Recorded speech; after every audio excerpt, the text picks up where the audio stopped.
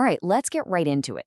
In sports, we always talk about the big win, right? The final score. But every once in a while, a single result kicks off a chain reaction, a domino effect so huge it changes the entire tournament. And not just for the teams who played, but for everybody. This right here is one of those stories. It sounds totally backwards, doesn't it? How on earth can winning a match actually get you kicked out of a tournament? I mean, that breaks the number one rule of competition.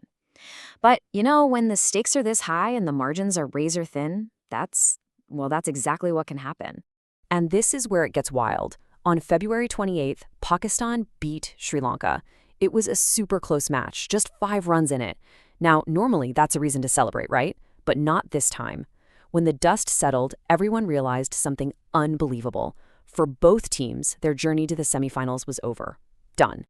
There's actually a name for this. It's called a Pyrrhic victory. It's basically a win that costs you so much, it might as well have been a loss. So let's break down exactly how this one match became the end of the road for 2 teams at the same time. So, how did this happen? Well, the win, it just wasn't big enough. See, in these tournaments, when teams are tied on points, it all comes down to something called net run rate. Just think of it as a team's scoring efficiency. How fast they score versus how fast their opponents score against them. And Pakistan's 5-run win, it wasn't enough to boost their net run rate past the other guys. So they won the bottle, sure, but they lost the math war.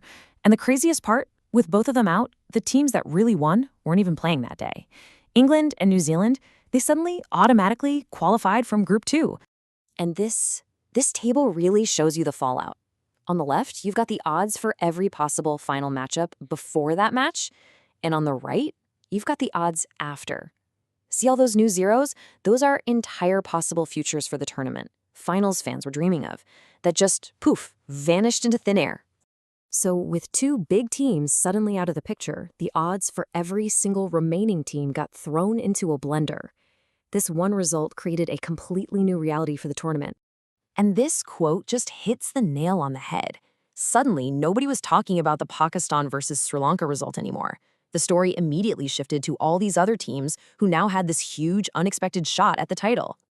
Just look at how many massive potential matchups were just wiped off the board. That epic India versus Pakistan final that so many people were hoping for?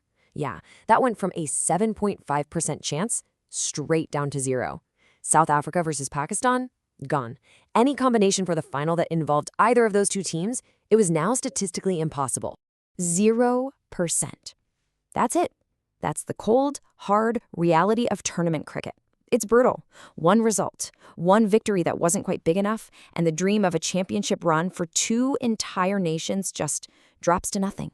But, every time one door closes, another one opens. So let's flip this around and look at the teams whose fortunes were completely changed by this one single match.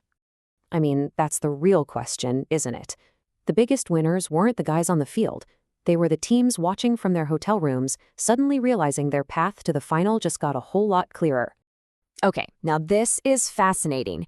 You'd think the biggest losers were Pakistan and Sri Lanka, right? But in terms of pure probability, the matchup that took the biggest hit was an India versus New Zealand final. It was the tournament favorite, and its chances got sliced almost in half. On the flip side, the biggest gainer was South Africa versus New Zealand. Its chances soared from 14% all the way up to 18%, becoming the new frontrunner. So this is what we're talking about when we say probability shift. It's the math behind that ripple effect. It's how one game can create grand new favorites and underdogs in the blink of an eye, completely changing how we see the rest of the tournament playing out. And that ripple effect was huge. I mean, look at these other gains. A West Indies versus New Zealand final? Its chances jumped by 50%. South Africa versus West Indies more than doubled its probability. Same for an India versus South Africa final. Its chances more than doubled too. The whole competitive landscape was just redrawn. So, after all that chaos, a new world order emerged. Let's take one last look at who came out on top from this crazy turn of events, the new leading contenders for the title. And this chart tells the whole new story. See that tallest bar? The most likely final is now South Africa versus New Zealand. The old favorite has been bumped down, and now you've got India versus England and South Africa versus England rounding out the top 3. And that's the headline right there. That 4 percentage point jump for a South Africa versus New Zealand final, that was the single biggest leap. It catapulted that matchup straight into the favorite spot. It's just incredible how one match completely redefined the path to the trophy. It's really just a powerful reminder that in sports, nothing, and I mean nothing, is guaranteed until that last ball is bowled. The whole board has been reset. So, with the odds all shaken up and new paths to victory wide open, the only question left is who's going to grab this new momentum and ride it all the way to the end?